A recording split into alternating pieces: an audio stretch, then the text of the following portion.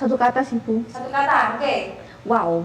Satu kata, wow katanya, oke. Karena wow itu mengartikan banyak sekali kenangan yang ada di Semayu ini, termasuk satu pohon beringin. Pohon beringin, ya itu tempat paling favorit biasanya Bener siswa banget. kalau melarikan diri. Oh, nggak melarikan diri, nongkrong mesti ada di pohon beringin. Bener, Ada cerita nggak bahkan di hukum pun juga pernah di situ.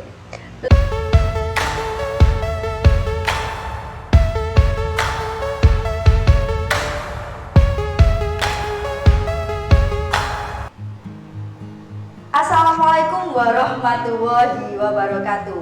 Jumpa perdana dengan saya Cik Gutina dalam acara Alumni Bercerita. Oke, ini adalah perdana kami menghadirkan alumni di studio sekolah. Oke, buat para alumni yang mungkin ingin bergabung untuk bercerita-cerita, untuk mengobati rasa rindu, langsung saja datang ke studio sekolah kita tercinta. Oke, bisa hubungi kontak person di bawah ini atau bisa hubungi akun sosial media di bawah ini. Baik, lantas siapa sih alumni yang akan kita hadirkan di acara Alumni Bercerita kali ini? Saya kasih clue-nya, tapi tetap duduk manis di situ, jangan beranjak kemana-mana. Dia adalah seorang alumni lulusan tahun 2018. Dia tinggal di Kraton Yosowilangun dan sebentar lagi rumornya dia akan berlanjut S2 luar negeri. Langsung saja kita sambut Novita Nurul Rohma. Halo, Putri. Halo Nov, apa kabar Nov? Alhamdulillah sehat. Ayo duduk. Ada beberapa pertanyaan yang ingin Gutina tanyakan kepada Novita. Tapi sebelumnya Novita silakan say dulu dong pada teman-temannya angkatan 2018 mungkin. Halo teman-teman, mungkin masih ingat ya sama aku ya, yang biasanya sering banget ke kantin pada jam pelajaran. Oh jadi kamu jadi terbuka sekarang. Baru sekarang nih ya kan. Oke, nah, ini ada beberapa pertanyaan loh. Sebelumnya perkenalkan diri dulu dong Om. Oh ya, nama saya Novita Nurul Rohma, saya dari angkatan 2016 dan lulus pada tahun 2018. Saat ini saya sedang ongoing study di ITB Widyagama Lumajang dan sedang berproses untuk studi selanjutnya. Novita ini dulu terkenal sangat aktif, baik aktif di kelas, aktif di organisasi, anaknya ya stay hore kayak gini ya. Iya. Kira-kira sejak kamu di SMA Yoso, adakah yang membuat kamu, oh ini memori yang tidak bisa saya lupakan, cerita yang paling mengesankan mungkin? Paling mengesankan dalam hidup saya itu saya pernah sekali punya guru bahasa Inggris yang sangat detail, sekali seumur hidup. Hanya saat saya di Yosowilangun, di SMA Yosowilangun ini. Mungkin bagi teman-teman yang masih ingat dengan Bapak ini, mungkin bagi teman-teman terlihat seperti ekstrim gitu, tapi begitu saya mendekati beliau, kemudian beliau memberikan saya sebuah saran, waktu itu pernah dibimbing soalnya Bu. Ya. Jadi waktu itu saya pernah ikut lomba membaca berita, Ya. kemudian beliau dengan senang hati menawarkan, kamu mau tidak saya bimbing gitu. Waktu itu ya saya takut, biasanya di kelas seperti ini gitu. Ternyata waktu bimbingan beliau sangat detail dan itu yang membuat saya pertama kali jadi juara di waktu acara HUT Semayu. Jadi juara 1 waktu itu. Iya ya. Jadi kesannya kalau dari luar mungkin kelihatan arogan gitu. Iya, Ternyata tapi setelah kamu mendekati, Iya, sama sekali. ternyata beliau Baik, baik sekali. sangat benar-benar di luar dugaan. Oh, itu saya pernah dengar kamu dulu bahasa Inggris juga jago ya kayaknya kamu. Apa motivasinya dari situ dulu kamu? Nggak jago sih Bu, gimana ya?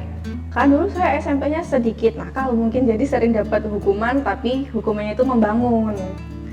Jadi disuruh hafal bahasa Inggris, disuruh hafalan 16 tenses, sampai tensesnya itu ada 2, ada yang ini sama ini, kemudian disuruh ngafalin, sampai itu benar-benar di luar kepala. Kemudian masuk ke Semayu pertama kalinya dapat guru yang seperti itu, dengan tipikal orang yang mungkin kalau di luar di kelas gitu mungkin terlihat seperti wow, tapi begitu kita mendekati dan bahkan Bapak itu memberikan kita saran, memberikan kita masukan tentang ini kamu harus ditambah, ini kamu ngomong jangan terlalu cepat, ini kamu sudah bagus tapi penekanan pada pelafalannya masih kurang, seperti ini yang benar gitu. Sangat berbeda. Oh iya, jadi kita tidak boleh lihat dari casingnya. Nggak ya, bisa. ya.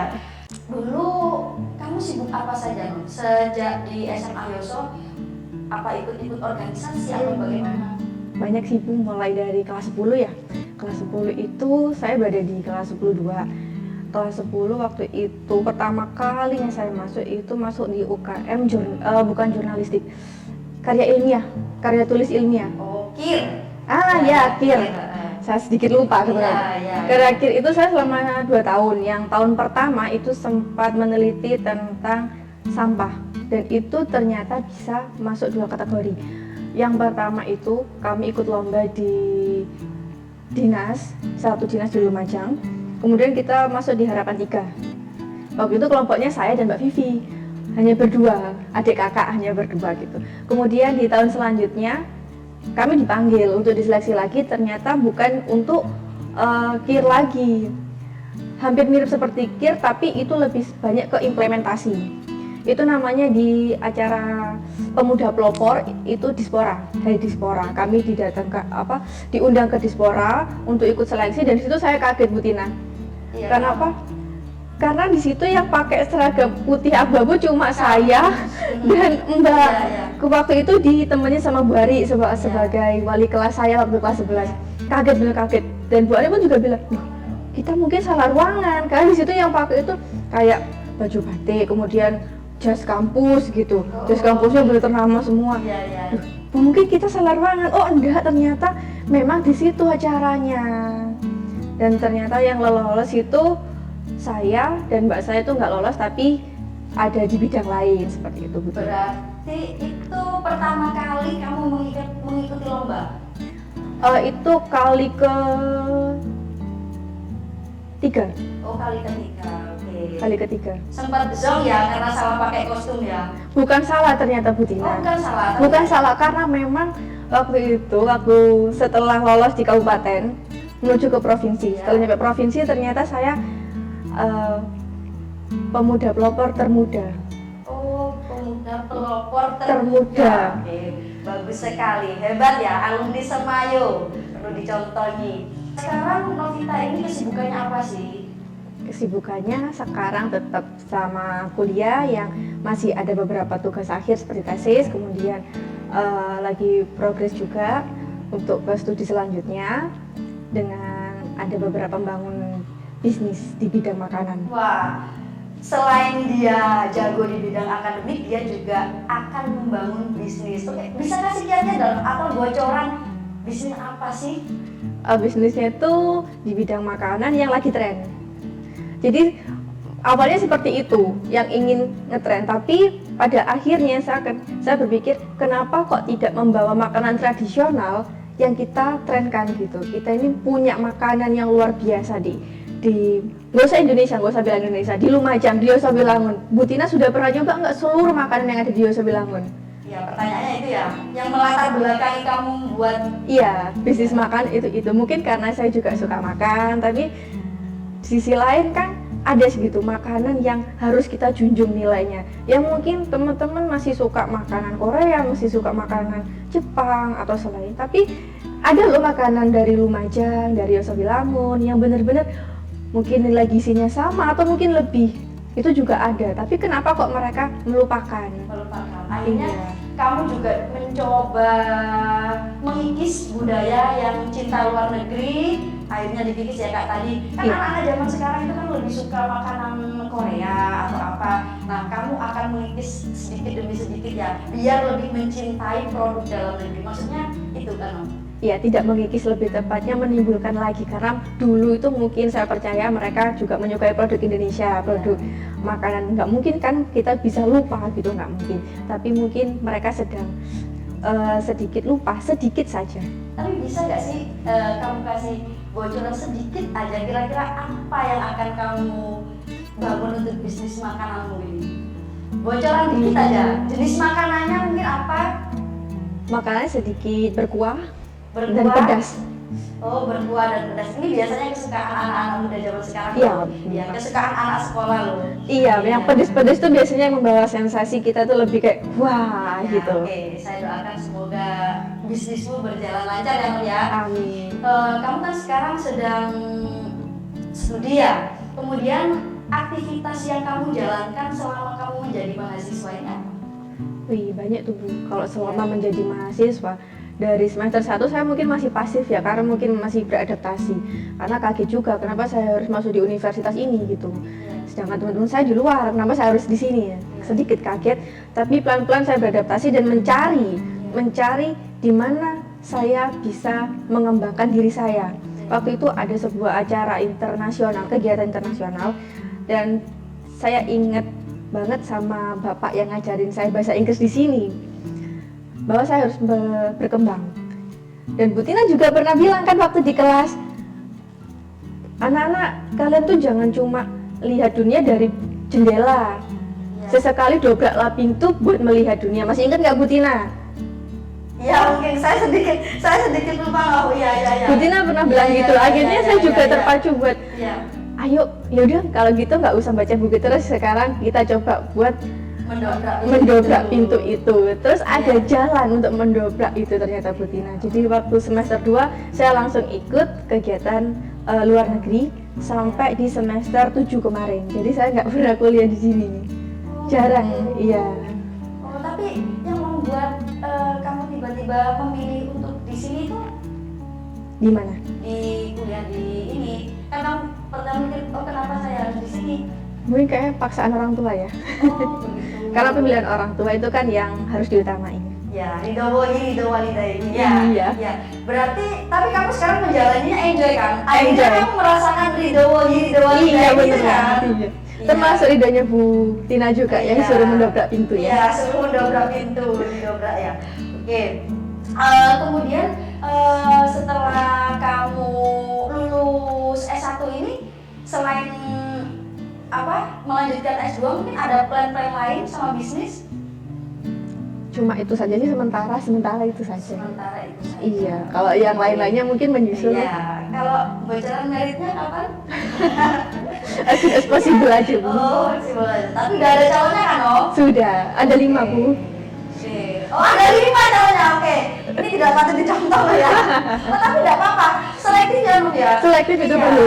Sebelum jalur kuning melengkung ya, Om ya? Iya, Berarti selektif itu harus perlu. mencari-cari dulu siapa sih yang pas ya? Bener banget Bu. Iya. Wah, bagus sekali. Ini Novita ini selain aktif juga ternyata ingat yang diajarkan oleh Bapak Ibu guru selama di Semayo itu ternyata ingat bagus sekali. Makanya tidak heran jika dia itu saat ini suksesnya itu luar biasa. Amin. Kan berkat Bu Tina dan dan guru-guru yang lain juga. Untuk kesanmu selama berada di Semayo ini apa sih? Satu kata sih Bu. Satu kata, oke. Wow.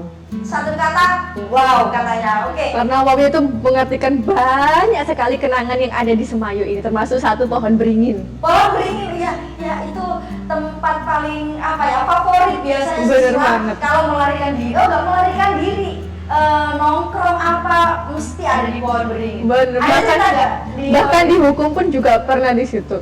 Pernah satu kelas itu Bu ya, satu kelas itu dihukum karena nilainya itu di bawah rata-rata. Di bawah rata satu kelas kecuali saya. kecuali kamu? Iya. Akhirnya Itu pelajaran bahasa Inggris. Iya. Saya ingat itu pelajaran. Akhirnya saya datang sambil ketawain teman-teman, dadah gitu. Teman-teman coba, awas besok nggak dicontekin gitu. oh iya pohon beringin. Ya, mereka muter pohon beringin selama 5 kali. Ya, karena katamu wow, biasanya mungkin ada anak yang ragu atau apa pilih Semayo. Bisa nggak Kak Novita ini kasih pesan untuk calon para peserta didik baru? Nah, mungkin Buat adik-adik yang masih ragu banget buat masuk ke Semayo, saya rasa nggak perlu ragu sih. Kita harus mengenal. Yang pertama kita harus mengenali diri kita. Apa minat kita, kemudian kalau memang adik-adik ada bakat, silakan dicocokin dengan ekstrakurikuler ya Bu Tina namanya ya. Iya, Ekstrakurikuler. Seperti saya dulu juga ini suka menulis, akhirnya saya masuk jurnalistik, masuk KIR, kemudian masih ada pramuka yang bisa membantu kita untuk berorganisasi, ada juga OSIS dan banyak lagi. Jadi teman-teman nggak usah ragu kalau untuk sekolah di SMA Negeri Sawilangun, selain fasilitasnya yang lengkap, juga ekstrakurikuler yang sangat mendukung. Tapi juga ada loh guru-guru yang sangat menarik buat kalian pepet. Oh maaf, maksudnya kalian ambil pelajarannya, bukan pepet ya teman-teman. Oke, itu tadi pesan dari Kak Novita ya, Pak harus memilih Semayo. Baik, mungkin hanya itu dulu yang bisa kami sampaikan. Kurang lebihnya saya mohon maaf. Jika kangen dengan Semayo, yuk mari selalu ikuti acara alumni bercerita. Salam semangat, Semayo Jaya. Jaya. Assalamualaikum warahmatullahi wabarakatuh.